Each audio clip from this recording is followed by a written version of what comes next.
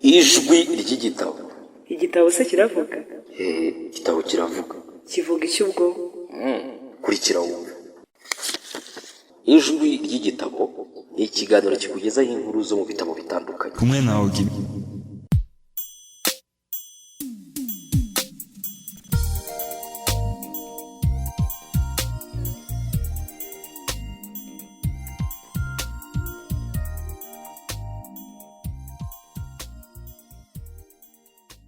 Ubuzima bufite intego.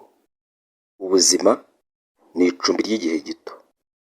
Uwiteka, ujye unyibutsa ko igihe cyanjye ku isi ari kigufi. Ujye unyibutsa ko iminsi yanjye ibaze kandi ko ubuzima bwanjye buhita vuba. Zaburi ya 39 umurongo wa 5. Ndi hano ku isi igihe gito gusa. Zaburi y'119 umurongo wa 19. Ubuzima hano ku isi ni umurimo w'igihe gito. Bibiliya yuzuyemo ibigereranyo bitwereka uburyo ubuzima ari bugufi, ari ubw'igihe gito, iminsi yabwo igahita vuba. Hamwe ubuzima bugereranywa n'igihu, ahandi bugereranywa n'usiganwa yiruka, abandi nko gusuhuza umutima cyangwa umwotsi utumuka. Bibiliya iravuga ngo turi abejo hashize, kuko iminsi yacu tumara ku isi ihita nk'igicucu. Kugira ngo ukoreshe neza ubuzima bwawe, hari amahame 2 utagomba kwibagirwa na rimwe. Icya mbere, ugereranije n'ubuzima bw'iteka, igihe tumara ku isi ni kigufi cyane. Icya kabiri, isi ni ubuturo bwacu bw'igihe gito.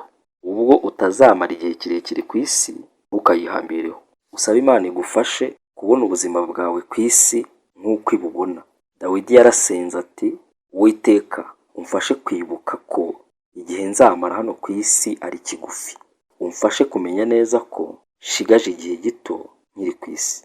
Inshuro nyinshi Bibiliya igereranya ubuzima bwa hano ku isi nko kuba umusuhuke mu gihugu cy'amahanga. Ubu sibwo buturo bwawe bw'iteka, si ryo herezo ry'urugendo rwawe. Uri hano nk'umugenzi wihitira, nk'umushyitsi usura isi. Bibiliya ikoresha amagambo nk'umunyamahanga, umugenzi, umusuhuke, umwimukira, umushyitsi, umuhisi, ngo yerekane ko igihe tumara hano ku isi ari kigufi. Dawidi yaravuze ati, ndi umusuhuke mu isi. Na Petero abisobanura neza agira ati, ubw'Imana muyita so, mubeho ku isi nk'abaturage b'igihe gito. Muri California aho ntuye, abantu benshi bahimukiye baturutse mu mpande zitandukanye z'isi, baje kuhashaka akazi, ariko bagumanye ubwenegihugu bw'aho baturutse. Bene abo basabwa kwiyandikisha bagahabwa indangamuntu yerekana ko ari abanyamahanga, yitwa ikarita y'icyatsi. Iyi karita ibahesha uburenganzira bwo gukora nubwo atari abenegihugu. Abakristo nabo bari bakwiye kugira bene ayo makarita mu buryo bw'umwuka, kugira ngo tujye duhora twibuka ko iwacu ari mu ijuru.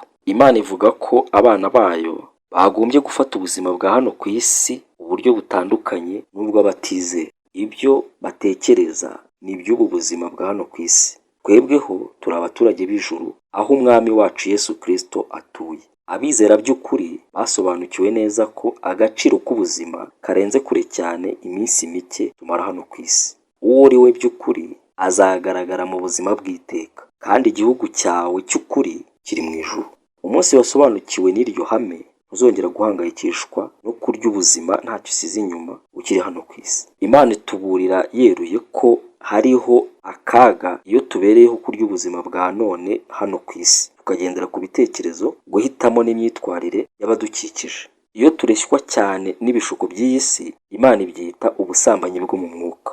Bibiliya iravuga ngo iyo mukora mutyo muba muhemukira Imana. Niba mushaka kwigendera uko mwishakiye, mucuditse n'isi uko mubiboneye uburyo, muba muhindutse abanzi b'Imana n'ab'inzira zayo. Tekereza igihugu cyawe kikohereje kugihagarara mu gihugu cy'abanzi. Byagusaba kwiga ururimi rushya no kwitoza indi myitwarire n'imico ijyanye n'aho ugiye, kugira ngo ubashe kugaragaza ikinyabupfura kandi usohoze umurimo wawe. Kuko waba uri ambasaderi, ntabwo wagenda ngo wirinde kwegera abo watumweho nubwo ari abanzi b'igihugu cyawe. Kugira ngo ushobore gusohoza umurimo wawe, bizagusaba kwegerana nabo no gusabana nabo. Tekereza ariko ugezeyo ukagubwa neza, ugakunda icyo gihugu cyane, ukageza aho kirutisha igihugu cyawe kavukire. urukundo rwawe no kwitanga kwawe byahinduka. Umurimo wawe nk'umuvugizi w'igihugu cyawe, ambasaderi, wadindira. Aho guhagararira igihugu cyawe, watangira kwitwara nk'abanzi bacyo. Bigenze bityo waba wahindutse umugambanyi.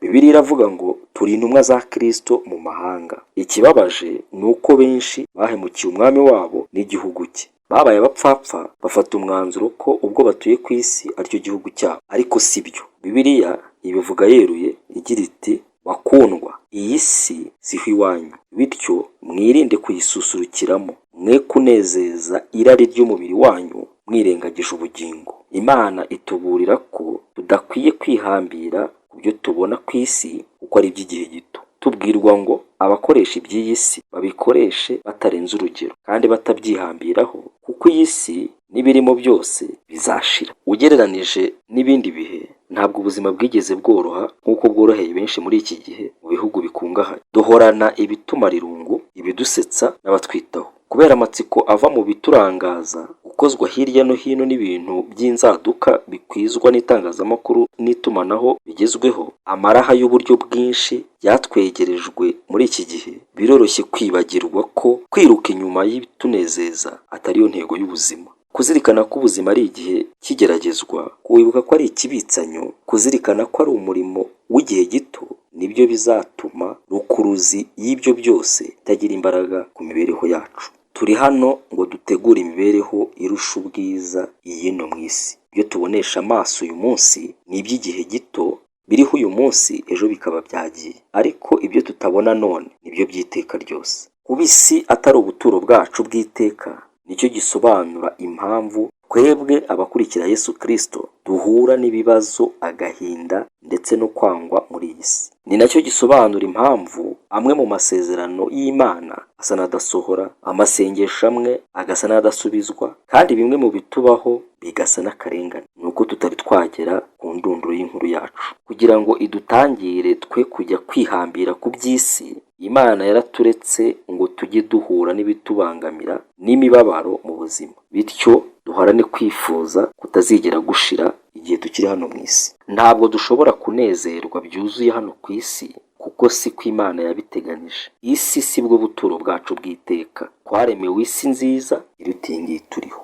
Ntabwo ifi yanezerwa uyituje imusozi, kuko yaremewe kuba mu mazi. Igisiga cya sakabaka ntabwo cyanezerwa ukibujije kuguruka. Ntabwo uzigera unezerwa byimazeyo hano ku isi, kuko waremewe kunezezwa n'ibirenze ibyo uhabona. Uzagira ibihe byo kunezerwa hano ku isi, ariko nta huriro n'iby'Imana yaguteganirije hanyuma. Gusobanukirwa neza ko ubuzima hano ku isi ari icumbi ry'igihe gito, byagombye guhindura burundu ibyo ushyira imbere. Ibizagira agaciro mu buzima bw'iteka nibyo byagombye guhabwa umwanya wa mbere iyo uhitamo, aho kugendera ku by'igihe gito bishirana n'ubu buzima. C.S. Lewis yabivuze neza ngo ibitazahoraho bizahora ari imburamumaro mu buzima. Bibiliya iravuga ngo ntidutumbira ibiboneka, ahubwo tureba ku bitaboneka, kuko ibiboneka ari iby'igihe gito, naho ibitaboneka bikaba iby'iteka ryose. Byaba ari ukwibeshya gukomeye wibwiye ko intego y'Imana ku buzima bwawe ari ukugukungahaza ku mutungo cyangwa kukugira ikirangirire nk'uko isi bitubwira. Ubugingo bwinshi Umwami Yesu yavuze ntaho buhuriye no gukungahara ku butunzi, kandi gukiranukira Imana ntabwo ari ingwate yo kujya imbere mu kazi cyangwa mu muhamagaro. Ntugahange amaso ku makamba ya hano ku isi n'ay'igihe gito. Pawulo yari umwiringirwa mu murimo we, ariko yarangirije ubuzima bwe muri gereza. Yohana Umubatiza yari umwiringirwa, ariko yaciwe igihanga. Ibihumbi n'ibihumbi by'abakristo barishwe babahora kubaha Imana. Abandi batakaje ibyo bari batunze byose. Abandi barangije ubuzima bwabo ntacyo basize inyuma bakwerekana kibaranga. Ariko iherezo ry'ubuzima ku isi si ryo herezo nyakuri. Mu maso y'Imana, ibihangange byo kwizera si abafite ubutunzi bwinshi, ibihangange, abanyacyubahiro bo muri ubu buzima, ahubwo ni abafata ubuzima ku isi nk'umurimo w'igihe gito, bakawukorana ubudahemuka, bategereje igihembo cyabo mu ijuru. Dore uko Bibiliya ishushanya inzu y'amafoto y'intwari zo mu bwami bw'Imana. Abo bantu bose b'ibitangaza bapfuye bakizera, bari batarahabwa iby'Imana yasezeranije abantu bayo, ahubwo babiroraga nk'ibiri kure cyane, maze bakanezerwa. Ibyo byatumaga bavuga ko bameze nk'abashyitsi n'abimukira mu isi. Bashakaga gakondo irusha icyo gihugu kuba nziza, ariyo mu ijuru. Nicyo gituma Imana idakorwa n'isoni zo kwitwa Imana yabo, kuko yabateguriye umudugudu. Igihe cyawe hano ku isi siyo nkuru yuzuye y'ubuzima bwawe. Ugomba gutegereza igihe uzaba ugeze mu ijuru, kuko hari ibice bitari byandikwa ku nkuru y'imibereho yawe. Bisaba kwizera ngo ushobore kuba mu isi nk'umwimukira. Hari inkuru ya kera abantu bakunze gusubiramo ivuga iby'umumisiyoneri wari utashye agiye mu kiruhuko cy'izabukuru, aza kwisanga mu bwato bumwe na perezida wa Leta Zunze Ubumwe za Amerika. Bageze iyo bajya basanga ikivunge cy'abantu, bande ya gisirikare ivuza fanfare, bamusasiye umukeka w'umutuku w'icyubahiro, abanyamakuru n'abanyacyubahiro bose babukereye baje kwakira umukuru w'igihugu mu cyubahiro cye. Misiyoneri amanuka ku bwato nta n'umubonye, agenda ababaye ndetse ashaririwe, atangira kwitotombera Imana. Hanyuma Imana iramwongorera iti, ibuka mwana wanjye, wowe ntiwari wagera iwanyu, ugikoze ikirenge mu ijuru uzahita wiyamira uti, kuki nataye igihe cyanjye nita ku bintu by'igihe gito? Natekerezaga iki?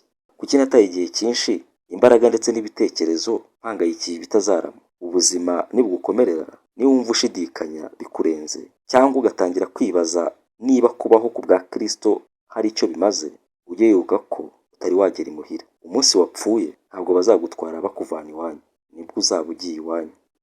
Urakoze cyane kubw'uyu mwanya. Imana iguhe umugisha. Dusubire ubutaha.